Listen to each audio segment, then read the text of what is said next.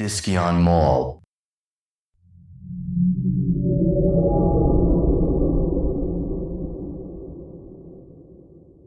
Chapter 2. Human Costumes. Sunnyvale Mental Health, Chicago, Illinois. January 12, 2026, 8 a.m. Morning light seeped through the barred windows of Sunnyvale Mental Health Facility, landing in dull rectangles on linoleum tile. The warmth it promised never reached beyond the reinforced glass. Inside, reality moved at the speed of institutional routine. Keycard beeps, shuffling slippers, clipped heels of overworked staff trying not to think too hard about anything.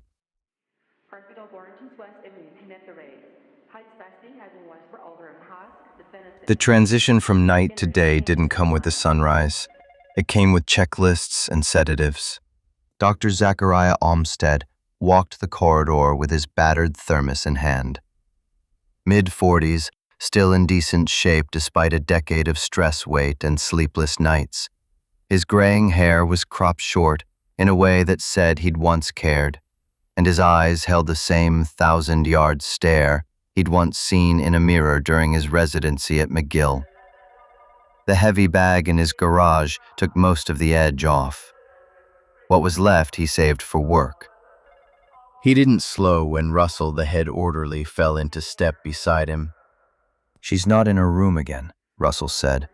Zach sighed, not annoyed, just tired.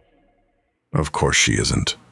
They found Izzy Santos perched cross-legged on the bare frame of an unused mattress in the corner of a darkened observation room. She was small, early 20s, with auburn hair that looked like it never fell the same way twice. Today it curtained half her face, tucked behind one ear like a half-finished thought. Her olive-toned skin was unblemished except for the faintest scars on her wrists, and her dark eyes glittered with defiance or disinterest, depending on who was asking. She wasn't facing them when they entered. You know you're not supposed to be in here, Isabel. His voice was calm, the kind of practice tone you use with explosives you haven't disarmed yet. He motioned for the orderlies to stay outside. Izzy clutched something to her chest. Izzy. She corrected, not looking up. Only my abuela calls me Isabel, and you, Doc, are both alive and not her.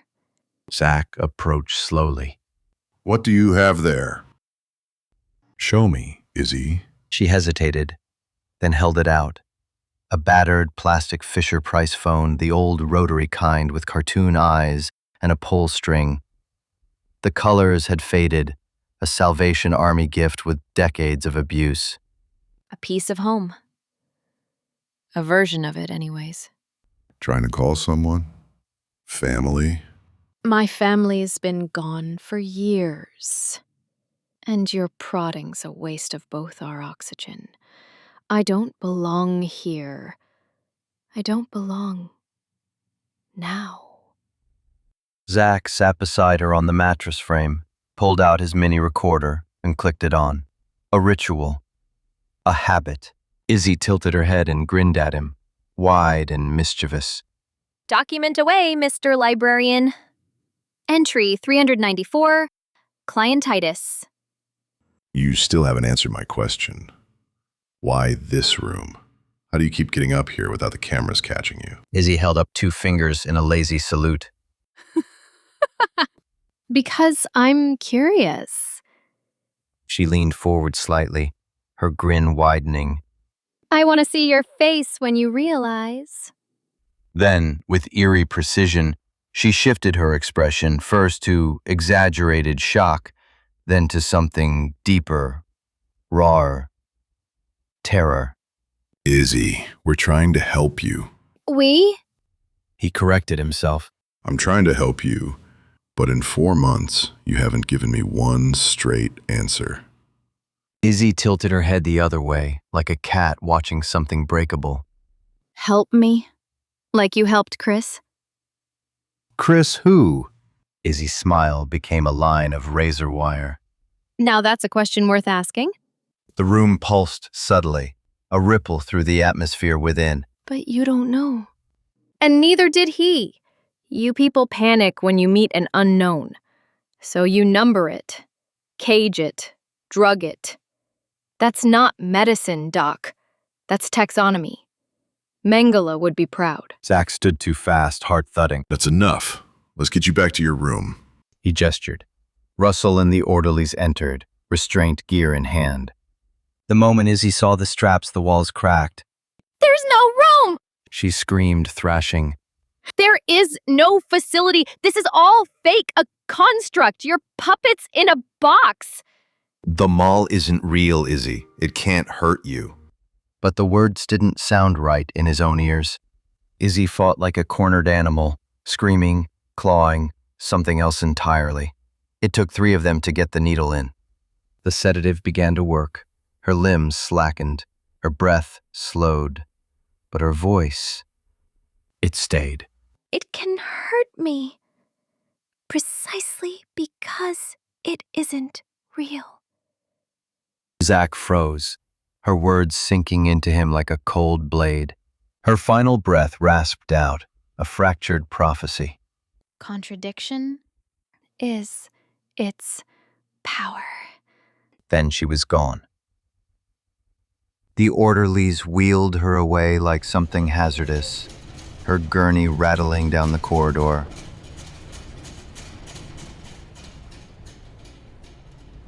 Zack stood alone, the silence pressing in. He'd lost too many patients like her. A face flickered into his mind. Patient 2016-04, the chart had said. But Zack remembered the man's cracked lips, the way they'd parted as if to speak one last time before he slipped away. A whisper of consciousness, gone before it could surface.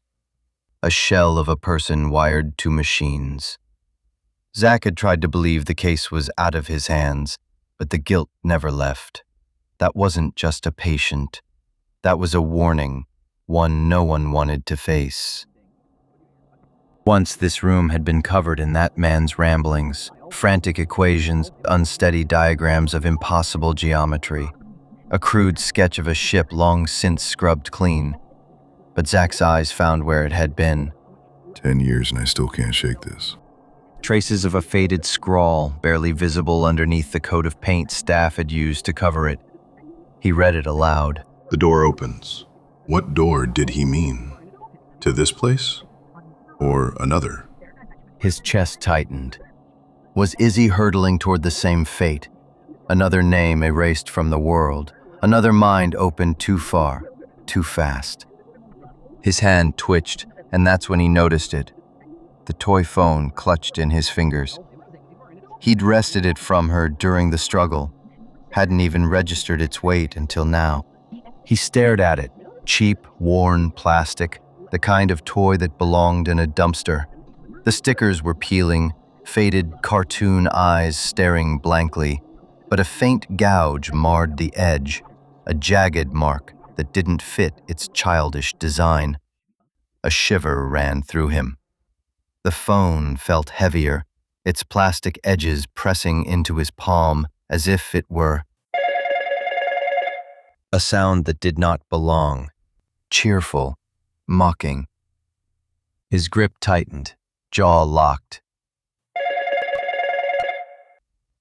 Dr. Zachariah Almstedt, Canadian-born, double-boarded, empiricist to the core, stood in a locked psych ward, holding a toy phone that should not ring, could not.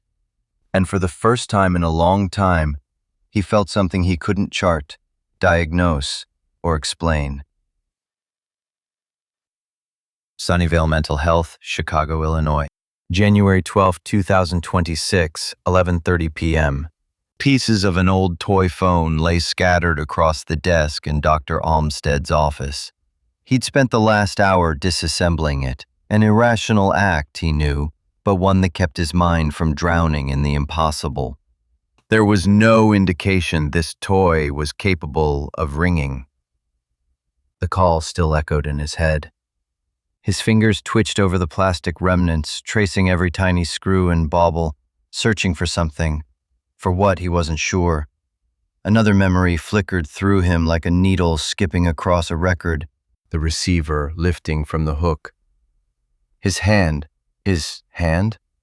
had been involved in that motion somehow. The speaker drawing closer to his ear. No! Zacharias shoved himself up from the desk, his chair scraping against the tile as he pushed the memory down again. A sharp rap at the door. Cheryl, head nurse for the night shift. He exhaled, grounding himself, and propped the door open just enough to speak. She gave him the usual rundown: patients, minor incidents, the routine churn of the hospital's graveyard hours. He glanced back towards the phone. It was no longer scattered in pieces. It was whole again. His stomach began to knot. Her voice wavered slightly. Doctor, are you feeling okay? You look pale. I'm fine. Forcing a dismissive smile. Just a bit tuckered out. And then, without thinking, Cheryl, how's Isabel Santos doing? Has anyone checked her room? she frowned, flipping through the pages on her clipboard, Santos? scanning the patient list. I don't think we have a Santos on our roster. Zachariah's pulse skipped. She's in room 404. Cheryl checked again, her concern deepening. That room doesn't have a patient assigned right now, and we don't have anyone with that name here. Her fingers gripped a clipboard a little tighter. Zachariah didn't answer. He pushed past her and stormed into the hallway. Numbers blurred past him as he moved, his focus narrowing to one door. 404. The zero was missing. He stopped cold. Hadn't that been fixed already? A few tense seconds of rattling keys, and Zachariah shoved the door open. Empty. No bed, no sign of recent use. No Isabel Santos. He turned sharply and marched for the stairwell past the old coffee dispenser. Wait, that thing had been removed years ago, hadn't it? Cheryl hurried to keep up, already dialing Russell's number on her work phone. Zachariah took the stairs 2 at a time. 1 flight, 2, 3. The 4th floor door jarred open, except the area wasn't closed down. Night staff moved about like nothing was out of place: janitors, orderlies, graveyard shift nurses tending to patients that shouldn't be here. The admin desk had a TV hanging from the ceiling, playing a Mets game on low volume. Ben glanced up from the game and gave Dr. Almstedt a nervous wave. Ben. Ben, who had a stroke. His breath shook, but he kept moving, weaving past staff until he reached the room, the one Izzy always escaped to. His eyes locked onto the clipboard hanging from the door. Name unknown. Reference patient ID number 2016-04. Something crawled inside his skull, like a worm made of broken glass, slithering through his thoughts, splintering his sense of what was real. An orderly stepped forward. "We just put him under. We should probably let him sleep." Zachariah gave him a look, the kind that said, "Shut the hell up." He jammed the key into the lock and ripped the door open. The room was more crowded than it should have been. Dr. Almstedt took an uneasy step forward, eyes locking onto the man in the black suit standing at the foot of the patient's bed. The man in the bed wasn't moving, wasn't awake. The suited figure tilted his head just barely in Zachariah's direction. His hair was slicked back, dirty blonde, but his suit too black. A black that swallowed light, that seemed to shift and drink the room's depth into itself.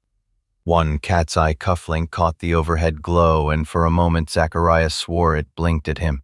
"You have a knack for being either too early or too late, Mr. Almstedt." Voice flat as though reciting something already decided. Dr. Almstedt, who are you? What are you doing in here? The fabric of the man's jacket moved. It constricted, pulsed, like it was breathing. "Titles come and go, Doctor." He stepped closer, locking eyes with Zachariah. "Where is Isabel Santos?" Not a question, a command. Cheryl took a wary step closer, her presence sharp and protective. Sir, how did you get in here? It's after hours. No visitors are allowed. I'm with the executive board. The words slithered into the room, carrying a weight that did not belong in a hospital. His eyes flashed, something behind them twisting, as though something else was looking through him. Yeah, and I'm the Queen of England. You'll leave now, with security or in cuffs. The man smiled. Look at this place. He gestured to the walls, to the beds, to them. A little snow globe of anachronism and drudgery. She's got you all spun up like clockwork soldiers. He pointed to the patient. Tell me, do you remember this man? Blank stares, strained expressions. The glass worm twisted again, deeper. Do you remember what you were doing today before you got to Sunnyvale? No one answered. No one moved. Another orderly appeared in the doorway. Russell followed, jaw tensed, knuckles white. I wonder how many of your toys I'll have to break. Your little renegades. The man in black exhaled, slow and patient. Then, I'm growing tired of this game, Isabel. the name struck like a hammer. His arms stretched out, voice no longer flat but booming, vibrating through the air like the deep groan of shifting earth. Nurses and staff exchanged panicked glances. We're calling the cops. Russell didn't hesitate, flipping open his old Nokia and punching in the number. The man in black tilted his head. No. His neck bent too far, a noise like stone grinding against stone. Good, He whispered, grinning. the more the merrier. Then the orderlies rushed him. It took 3 men to bring him down. Or perhaps he let them. For a moment the room held its breath. Then the form beneath them shifted, not struggled, not fought. Shifted. A heartbeat later they were flung away like rag dolls. One orderly crashed through the ceiling tiles, disappearing into the waiting area beyond. Another skidded across the floor, leaving a bloody smear where his head had clipped the wall. And in the chaos, it stood up. Not a man, not anymore. A thing. A monstrous, 4-legged form, rising from the wreckage like a caged nightmare let loose. Its body was made of teeth, swirling, gnashing, undulating. Animal teeth. Human teeth. White, bone white, contrasting against its black mass, the same depthless black the suit had been. Zachariah staggered back, bile burning the back of his throat. A scream split the air. The creature turned its shifting, jagged face toward him. That's all right, traitor. I know how to flush you out. Zachariah Almstedt hurled himself down the stairwell, the echoes of screams chasing him. Pain, terror, the kind of sounds that etch themselves into the bones. Above, the hospital shook, punctuated by the relentless crash of bodies, breaking glass, and the deep, wet thuds of something inhuman tearing through flesh and walls alike. Then, the door at the top of the stairs exploded outward like a grenade blast. A twisted chunk of aluminum spun through the air, missing Zachariah's face by inches before embedding itself into the drywall beside him. It was coming. Zachariah hit the bottom floor at a dead sprint, bounding toward the main gates, toward the outside. Safety, maybe. Something was waiting for him. A woman in a gray suit and tie stood ahead, still as stone. Her tight crimson ponytail didn't so much as sway, but something in her stance, in her eyes, spoke of violence barely restrained. The moment she saw him, her hand vanished into her jacket. A heartbeat later, a .45 caliber pistol with a suppressor the size of a beer can cleared the fabric, the barrel rising fast. Before Zachariah could even process it, Izzy came tearing through the wall like a ghost, tackling him. They hit the floor hard, skidding across the cold tiles just as the sounds of a firing pin struck by the hammer. The gun coughed, its rounds ripping through the air, splintering wood and shattering glass where Zachariah had been standing. The woman moved, circling the crosswalk, but the creature landed, its legs clicking, its jagged frame shuddering against the linoleum as it crouched like a predator. It's her! Stay away from the walls! The woman in gray didn't listen fast enough. Izzy yanked a bronze letter opener from her shoe and drove it into the wall. The plaster rippled like water and her arm vanished into it. A heartbeat later, it burst out 10 feet away, slashing at the woman in gray with surgical precision. Slash. At first, it seemed like nothing happened. The woman staggered, blinking, no blood, no visible wound. Then her tie convulsed. The gray silk thrashed on the floor, writhing like a decapitated snake, hissing and spasming violently. Her face went rigid. The gun clattered to the floor. She fell against the wall, hands clawing at her throat, choking on nothing. How the fuck did you do that? No time, Doc. We gotta move. The monster roared in fury, skidding around the corner, charging. Izzy snatched Zachariah up and threw them both through the next wall, falling forever. They moved through the wall like vapor. The world ripped apart, light and shadow spiraling into infinity. Izzy had never done this with a passenger before, and the sensation was like swimming against a black hole. Reality slammed back into place. They tumbled out onto the floor of Zachariah's office, gasping. Izzy staggered up first, her head spinning, her vision flickering with after images of places that didn't exist anymore. What the hell was that thing? What is going on? Zachariah rasped from behind her, still slumped on the floor. They're not too happy with me right now. They've got an agenda and I keep screwing with it. She turned, scanning the room. The phone. The damn toy phone. She moved to grab it. The tooth creature erupted through the wall like a bullet from a shotgun. All fours, claws wide, dragging with it a collapsing wave of brick, glass, and office furniture. They were flung like rag dolls. Izzy hit hard, rolled once but kept her eyes locked on the phone. She crawled for it, fingers scrambling across cracked tile. Red lights flashed, alarms screamed. Russell. He must have pulled the alarm upstairs. The creature flinched just for a second, confused. Izzy snatched the rotary dial and cranked. It snapped back violently. She slid the phone across the floor toward the thing. This is what you want, isn't it? Then take it! Behind her, the woman in gray re-emerged through the smoke, limping, pale, one hand still clutching her throat, the other aiming the gun again. She saw the phone. She saw Izzy. She saw the monster. The gun rose. The creature lunged. So did the woman, desperate to intercept. Reality blinked. The creature and the woman in gray both were gone. Have a nice trip, motherfuckers. For 1 second, just one, she let the relief in. They had time now. They had... Wait. The phone. It hadn't come back. She rushed to the desk, hands clearing shattered brick, debris, papers. Her eyes scanned the wreckage. Then she saw it. Not the phone. The blood. A thick, wet smear streaked across the desktop where her hand had been. Except it wasn't hers.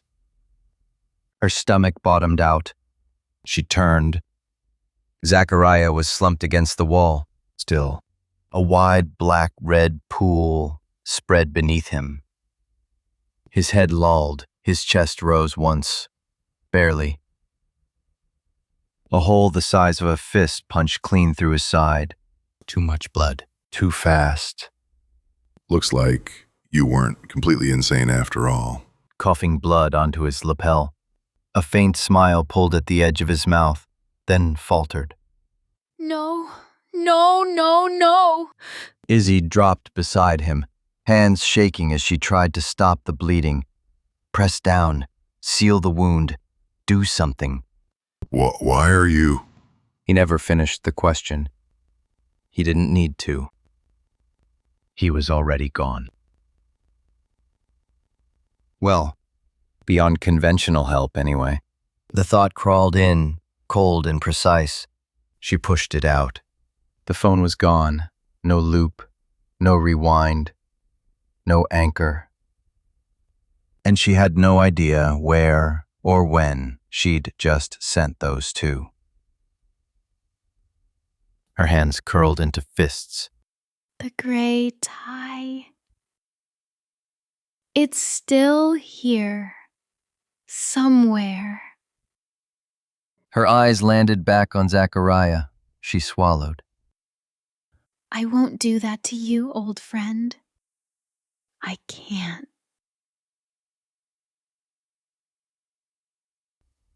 There was someone in the doorway. A police officer. His face, pure horror. His eyes jumped between her, the blood, the body, and the letter opener still clutched in her hand. Izzy didn't breathe. The mall wasn't done. It was playing again.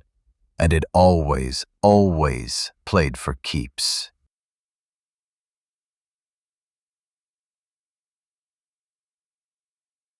Sunnyvale Mental Health, Chicago, Illinois, January 13, 2026.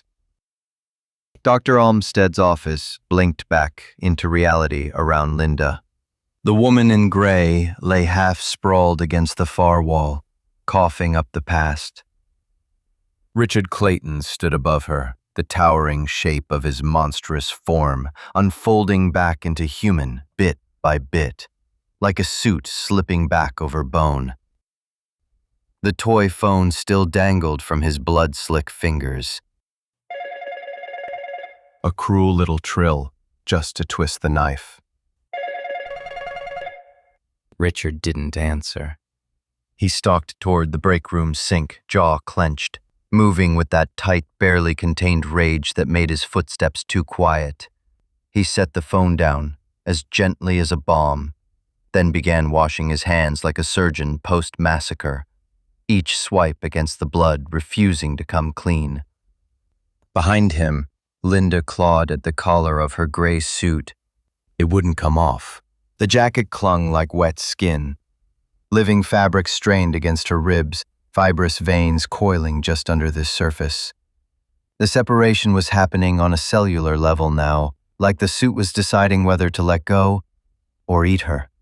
It wasn't symbiosis anymore. It was drainage. He said not to touch. Just shut the fuck up. Yellow crime scene tape flapped loosely in the half-busted lobby. Chalk outlines curled under fluorescent flicker, Richard's handiwork. But from how long ago? He glanced at the wall-mounted digital calendar above the welcome desk. January 13, 2026, 8:48 a.m. Same day. 8 hours later, we arrived at 11:58 p.m. last night, and that fucking doctor was supposed to be dead already. Outside, a squad car prowled the perimeter. A CSI team sifted through medical waste and twisted syringes, raccoons with degrees. Fantastic. The B team's still picking through this shithole.